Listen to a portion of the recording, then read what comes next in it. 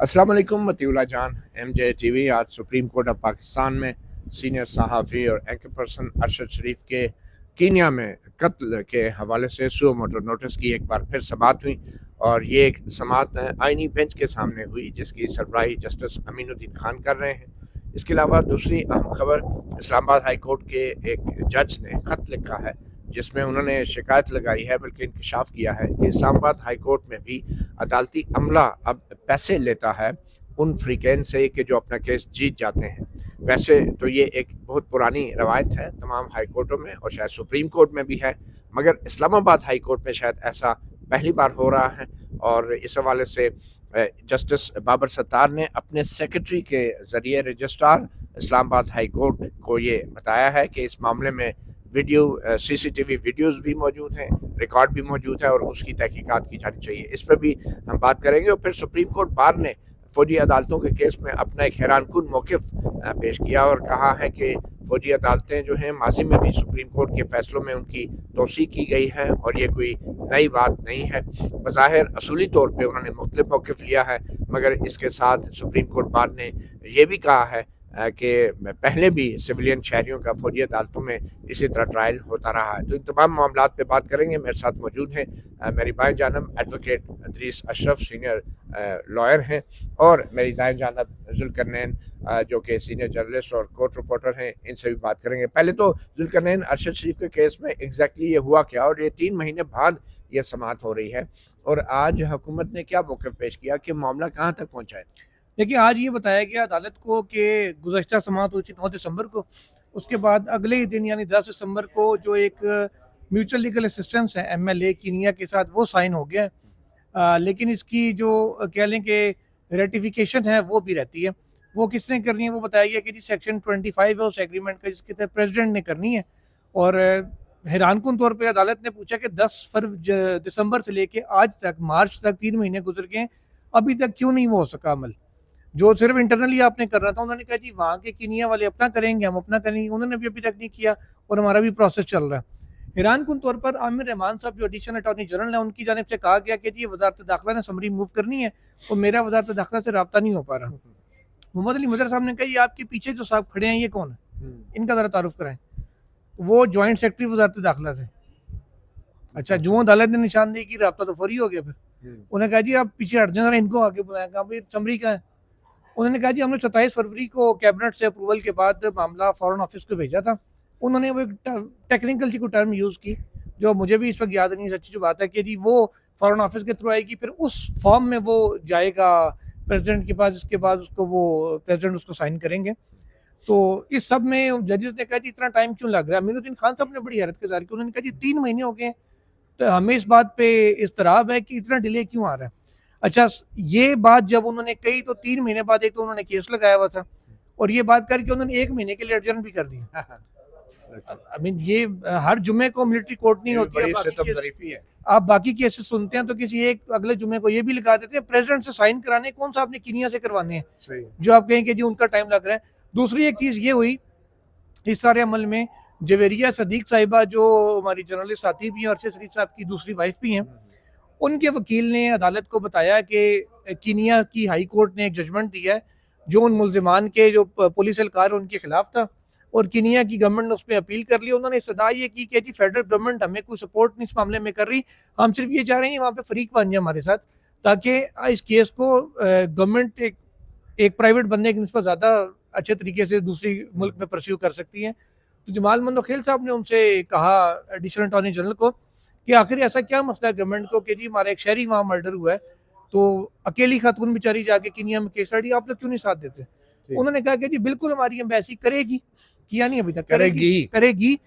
ये हमें बताएं तो सही, अपील कीनियन गवर्नमेंट ने जुर्माने के ऊपर की है, किस एस्पेक्ट पे की है, क्या है क्या नहीं है।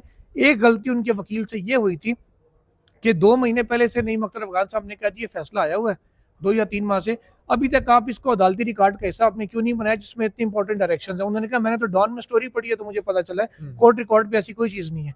फिर उन्होंने वो फैसला कहा कि जी मैं कोर्ट में जमा भी करवा देता हूँ, तो वो बात हुई। अच्छा, आगे इसके अलावा जो इन्वेस्टिगेशन की भी बात होती रही। سب سے بڑھ کے جو فیکٹ فائنڈنگ رپورٹ تھی ارشد شریف شہید کی والدہ محترمہ کے جو وکیل تھے پہلے شوکت علی صدیقی صاحب تھے, اب آپ کو پتا ہے وہ NIRC کے چیئرمین بن گئے ہیں, تو ان کی جگہ عمران شفیق صاحب پیش ہوئے تھے. عمران شفیق صاحب نے کہا کہ جی ہماری اپلیکیشن اس حوالے سے ہے کہ وہ فیکٹ فائنڈنگ رپورٹ ہمیں دے دیں. تو محمد علی مظہر صاحب نے ان سے پوچھا کہ اب فیکٹ فائنڈنگ کون کرے گا. اس پہ ان کو بتایا گیا عدالت کو کہ fact finding already government of Pakistan کروا چکی ہے, پاکستان اور کینیا دونوں میں, جس کی رپورٹ حسن نصر رضوی صاحب نے کہا کہ عدالتی ریکارڈ کا بھی حصہ ہے. وہ مانگ رہی تھی کہ انہوں نے کہا جی ماں کو تو پتہ چلے کہ کیا فیکٹ فائنڈنگ ہوئی ہے, کیا واقعہ ہوا ہے, کیا نہیں ہوا. تو حیران کن طور پہ وفاقی حکومت جس نے فیکٹ فائنڈنگ کمیٹی بنائی تھی اور جنہوں نے رپورٹ بھی عدالت میں جمع کروائی, انہوں نے ہی اس کی مخالفت کی اور کہا کہ جی کینیا میں جو ہمیں مشکلات درپیش آ رہی ہیں کہ ہمیں ملزمان تک رسائی نہیں مل رہی, جائے وقوع تک ہمیں جانے نہیں دیا جا رہا, اس کی وجہ وہ کہتے ہیں فیکٹ فائنڈنگ رپورٹ پبلک ہونا ہے. جو آپ لوگوں نے ہمارے افسران کے نام پبلک کر دیے, ہمارے واٹس ایپ نمبرز پبلک ہو گئے, وہاں میڈیا میں آ گئے, اس لیے انہوں نے کہا جی پہلے بڑے مسئلے ہوئے ہیں. انہوں نے مخالفت کی. کینیا کے افسران کے نہیں, ہمارے خفیہ اداروں کے افسران کے نام بھی سامنے آئے تھے, تو بہرحال کینیا پہ بھی مدعا ڈالا جا سکتا ہے. کینیا پہ انہوں نے کہا جی کینیا نے اعتراض یہ کیا ہوا ہے, تو اس وجہ سے انہوں نے کہا جی ہمیں MLA کرنا پڑ رہا ہے. انہوں نے فریق بننے کی بھی مخالفت کی. عامر رحمان صاحب نے انہوں نے یہ کہا کہ جی ہمیں چاہیے انویسٹیگیشن, ان بندوں سے ان کی تفتیش کرنی ہے, ان کے بیانات لینے ہیں, یا سادہ لفظ میں کہہ لیں ان کے انٹرویو کرنے ہیں کینیا کے لاء کے مطابق.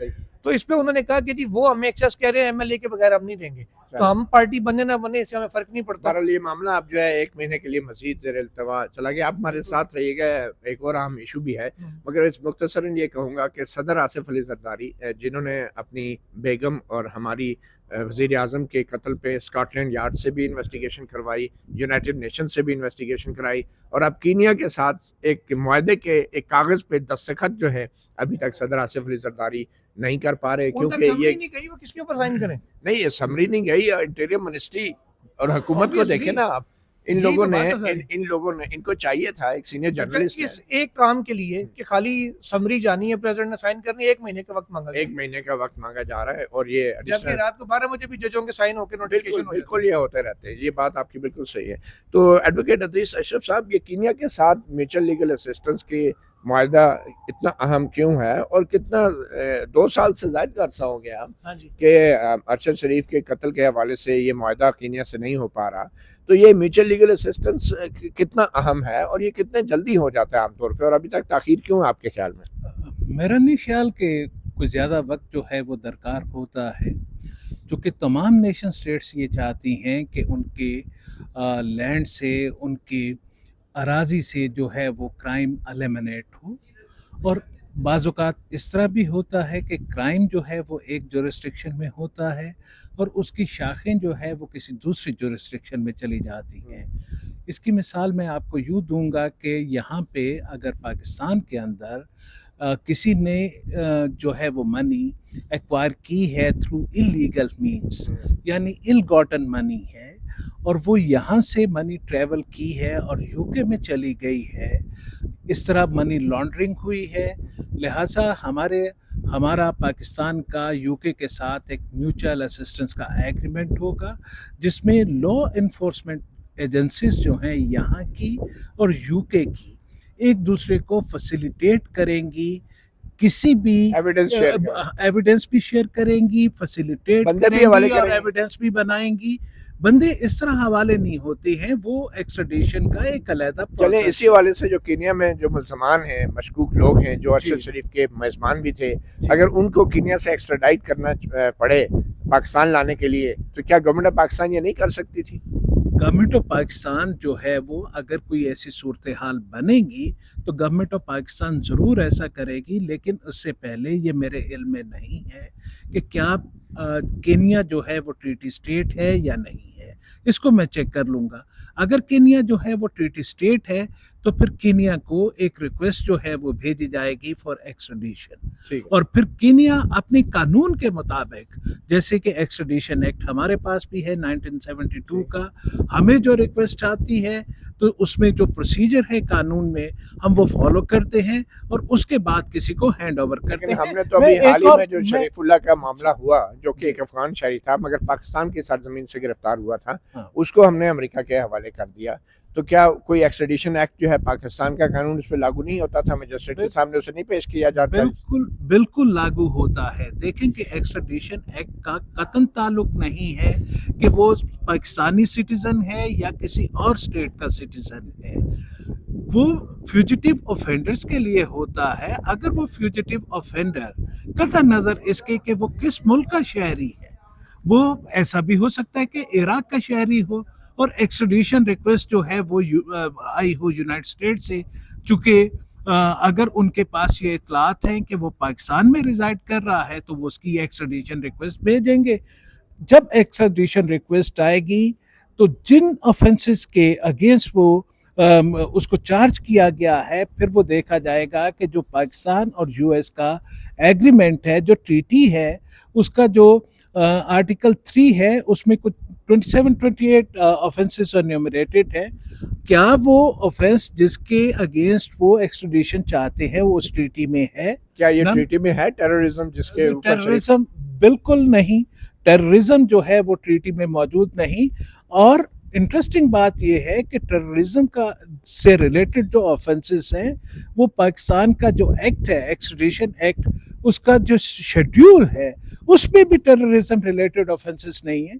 اس کا مطلب یہ ہوا کہ ٹیررزم ریلیٹڈ آفینسز میں ایکسٹریڈیشن ہو ہی نہیں سکتی. ٹھیک ہے، بہت شکریہ ایڈوکیٹ ادریس اشرف. آپ نے ایک مثال میں تھوڑا سا وضاحت کے لیے بتا دوں، چونکہ ہم سب مسلمان ہیں اور ایک ایسا واقعہ ہماری اسلامک ہسٹری میں کہ جب آپ کو پتہ ہے کہ میکنز کا ایک گروپ اسلام قبول کرنے کے بعد چلا گیا تھا ایبیسینیا، تو پھر جو میکنز تھے انہوں نے ڈیلیگیشن بھیجا تھا اس گروپ کی ایکسٹریڈیشن کے لیے.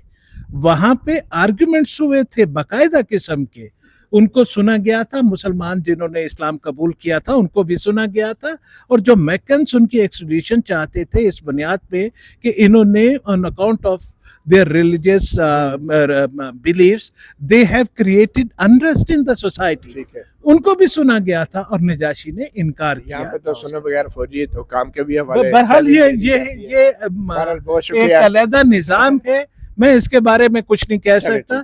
قانون جو ہے وہ میں نے آپ کو بتایا. بہت شکریہ ایڈوکیٹ ادریس اشرف، آپ نے مدی اللہ جان MJ TV کو وقت دیا. ذوالقرنین، کوئکلی اب دوسرا اہم معاملہ جو کہ اسلام آباد ہائی کورٹ کے جج نے لکھا ہے. ویسے تو یہ بخشش کہتے ہیں اس کو، سپریم کورٹ میں بھی ہم نے دیکھا کئی بار اور دیکھتے آئے کافی عرصے سے کہ جب بھی کوئی پارٹی جیتتی ہے، ضمانت پہ رہا ہوتا ہے، قتل کے مقدمے میں رہا ہوتا ہے، تو وکیل باہر آ کے وہ خوشی خوشی لوگوں کو پیسے بانٹتا ہے، اور سینئر وکلا اس بات کو تسلیم بھی کرتے ہیں کہ یہ چیز ہو رہی ہے اور ہونی نہیں چاہیے اصولی طور پہ، پھر یہ معاملہ رکتا نہیں ہے. تو اسلام آباد ہائی کورٹ میں شاید یہ روایت ابھی تک نہیں پڑی تھی، کیونکہ یہ نئی ہائی کورٹ تھی، یہاں پہ بڑے سفسٹیکیٹڈ ججز بھی تھے، عملہ بھی ریلیٹیولی بہت بہتر تھا. تو اس خط کے اندر جو بات کی گئی ہے کہ CCTV کیمراز نکال کے دیکھیں، تو یہ زیادہ تر ٹرانسفرڈ ججوں کے عملے کی بات ہو رہی ہے یا اوورآل بھی یہ پریکٹس ہے؟ لیکن جو خط میں تو لکھا ہے ٹرانسفرڈ ججز کا ذکر ہے کہ ان کا جو ججز کا نہیں ہے فیکٹ، ٹرانسفرڈ سٹاف کا، کہ وہ عملہ جو ٹرانسفر ہو کے آئے وہ مائی کے ذریعے سب لے کے وہ آپ لیں، میں کنٹینیو رکھوں کہ وہ عملہ جو ٹرانسفر ہو کے آیا ہوتا ہے اس کے حوالے سے یہ خط لکھا گیا بیسیکلی کہ ان کے یہ معاملہ ہے کہ وہ لوگ یہ پائے گئے ہیں ایسا کرتے ہوئے، پیسے لیتے ہوئے. اب جب CCTV کیمراز کی فوٹیج آئے گی، اگر اس میں کوئی شخص اسٹیبلش ہو جاتا ہے، یہ تو ایک چیز میں بڑا کلیئر آپ کو بتا دوں کہ یہ ہوتا ہے ناظرین انڈیویجول ایکٹ. یہ کوئی ایسا نہیں ہے کہ کوئی جج کسی اپنے سٹاف کو کہے گا یہ دیکھو پیسے پھڑ، یا کوئی ریڈر کہے گا یا جج کا سیکرٹری کہے گا. یہ اپنے طور پہ ویسے کوئی بندہ دیکھتا نا کہ یار یہ اس کو ریلیف ملے وہ آگے، کہ جیسے وہ اس کی مثال بلکہ میں آپ کو دیتا ہوں کہ ہاسپٹل میں اگر کوئی بچہ جس کا پیدا ہوتا ہے، ہم سب اس اسٹیج سے گزرتے ہیں، جن کا کوئی بھتیجا بانجا یا اپنا بچہ ہوتا ہے، تو سب کو پتہ ہے کہ ہاسپٹل کا جو سٹاف ہے، چاہے وہ صفائی کا عملہ ہو چاہے نرسز ہوں، وہ آ جاتی ہیں کہ جناب ذرا مٹھائی دیں. احمد جی صاحب، بالکل میں اس کی مثال دیتا ہے کہ ہاسپٹل میں جب کسی کا بچہ ہوتا ہے تو نرسیں، سٹاف اور وہ صفائی والے عملے آتے ہیں کہ جی مٹھائی دیں. تو یہ ایک انڈیویجول ایکٹ ہوتا ہے. اچھا، مٹھائی دینے کے بعد جب آپ دے چکے ہوتے ہیں، ہیڈ نرس آ کے بےزتی کر کے جاتی ہے دینے والے کی کہ آپ نے کیوں نہیں، ہم نے لکھ کے لگایا ہوا پیسے نہیں دینے. یہاں پہ یہ بات صحیح ہے، لیکن عدلیہ جو ہے میرے خیال میں اس معاملے میں بڑا نہیں، حساسیت ہے. اس معاملے کو یہاں پہ بھی دیکھ لیں، ساتھ ہی ساتھ جو یہ ہمارے اندر بھی یہ چیز ہے. ہم پریس کلب میں نہیں دیکھتے پریس کانفرنس کے بعد کیا ہوتا ہے؟